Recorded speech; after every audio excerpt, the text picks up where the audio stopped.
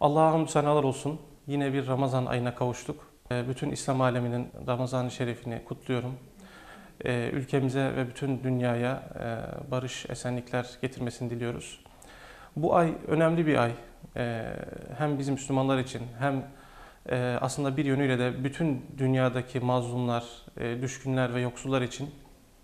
Çünkü bu ay bizim için yoksulun, düşkünün, açın halinden anlamak için en elverişli ay.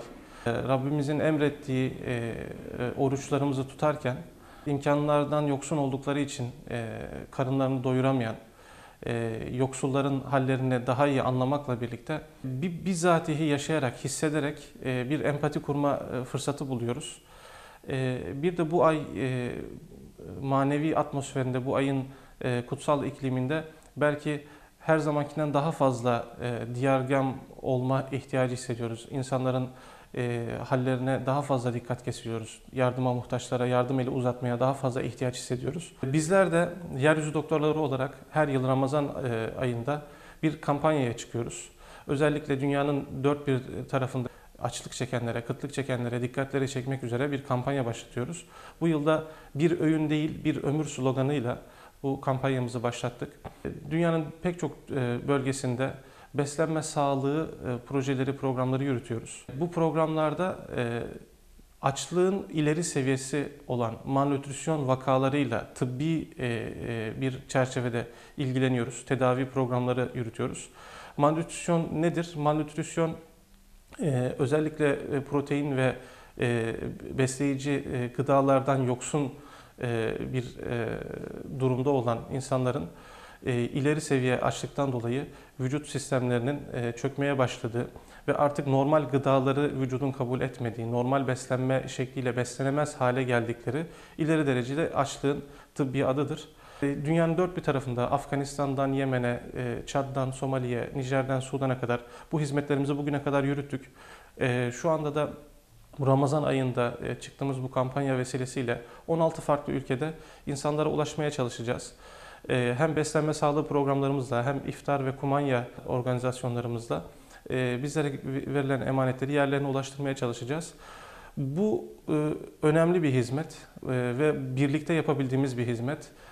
Ramazan ayında diyargâmlık hislerimizi daha çok hatırladığımız ve daha çok çevremize, muhtaçlara el uzatma durumunda olduğumuz bu ayda hep birlikte bu tabloya katkı sağlamak ve bu muhtaçlara, bu mazlumlara birlikte el uzatmak niyetiyle herkesi bu kampanyaya destek olmaya davet ediyoruz. Yeryüzü Doktorları kurum olarak ortaya çıkışında aslında temelde böyle bir düşünce ve böyle bir hissiyat var.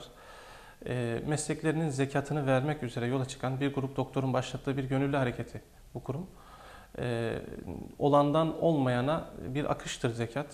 Bu bilginin, malın, sahip olduğumuz ya da Allah'ın bizlere verdiği nimetlerin, çeşitli nimetlerin olandan olmayana bir transferidir aslında. Bir yönüyle böyle de bakılabilir. Dolayısıyla biz sahip olduğumuz her şeyin Allah vergisi olduğuna inanıyoruz ve imkanı olanların olmayanlara bu anlamda paylaşması, ellerini uzatmaları, yeryüzündeki adaletin sağlanması için ve yeryüzünün daha yaşanılır bir yer olması için yapmamız gereken bir vazife, bir vecibe ve bütün inanç sistemlerinde de, bütün kendince farklı ideolojilerde de paylaşmaya hep bir teşvik vardır. Çünkü gerçekten bu bir paylaşmanın iyileştirdiği hem de dünyayı daha iyi bir yer haline getirdiği su götürmez bir gerçektir. Bu anlamda bizler hayatın akışı içerisinde her zaman imkanlarımızın farkına varmıyoruz. Bazı küçük eksikliklerimizden dolayı şikayetler içerisinde bulunabiliyoruz. Ama hakikaten bizler görevimiz icabıyla dünyanın bu değişik coğrafyalarındaki pek çok insan manzarasına tanıklık ediyoruz. Asya'da, Orta Doğu'da veya Afrika'da gerçekten ağır insan tablolarına, trajik tablolara şahitlik ediyoruz. Ve bu vesileyle biz de tekrardan hatırlatmak ve duyurmak istiyoruz. Yeryüzünde gerçekten hayatlarını güçlükle idame ettiren nice insan var. Bizler için çok basit görünen bir takım şeyler onların hayatları için çok büyük dokunuşlar anlamına gelebiliyor. Bu anlamda imkanı olan insanların bir vesileyle bu tabloya katkı sunması, bu insanlara el uzatması son derece önemli.